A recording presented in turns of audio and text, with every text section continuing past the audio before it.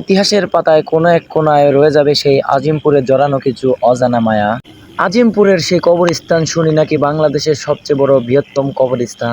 তো যেহেতু আমি মুসলমানের সন্তান, তাই আজকে আজিমপুর কবরস্থানটা একটু ঘুরে ঘুরে দেখতে লাগলাম। অবশ্যই আজিমপুর কবরস্থানটাতে ঢুকতে পেরে আমার অনেকটাই অনুভূতি ভালো লাগলো। আসলে আজিমপুর কবরস্থানটা অনেকটাই মায়া। এখানে আসলেই কিনা কবরের কথা স্মরণ হয়, কেননা এখানে প্রতিনিয়তই দেখি আমি অনেকগুলো 15-20টা বা 25টা লাশও দাফন করা হয় প্রতিনিয়ত। তো আমি কবরস্থানটাতে ঢুকতে না ঢুকতেই অনেকগুলো লাশ নিজের চোখেই দেখতে পেলাম। আসলে আজিমপুর কবরস্থানে আসলে বোঝা যায় দুনিয়াটা কী রকম। কেননা আজিমপুর কবরস্থানে আসলেই যে পরিমাণে কবর সারি সারি বাঁধা, সেগুলো দেখলে নিজের মনেতে আপনি আপনি নাড়াচাড়া দিয়ে ওঠে। কেননা একদিন আমাদেরকেও এই পৃথিবীর এত সুন্দর প্রাকৃতিক দৃশ্য, মায়া সব কিছু ছেড়ে এই অন্ধকার কবরে শায়িত হতে হবে। তাই আজিমপুর কবরস্থানটার কথা আমি ভিডিওতে তুলে ধরলাম।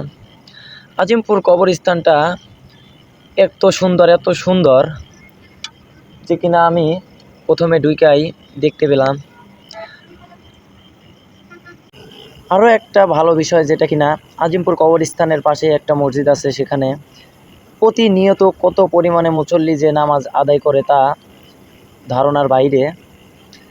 তো দেখতেই পেলেন ভিডিওতে কীরকম নিচতলা উপরতলা ছাদ দিয়ে মুসল্লি অনেক এখানে নামাজ আদায় করে। তো বন্ধুরা, ভিডিওর শেষে একটা কথাই বলে যেতে চাই, যেহেতু আপনি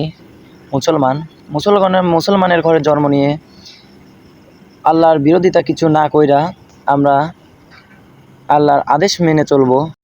আর আল্লাহ যেন আমাদের সঠিক পথে চলার তৌফিক দান করে। সবাই ভালো থাকবেন। ধন্যবাদ।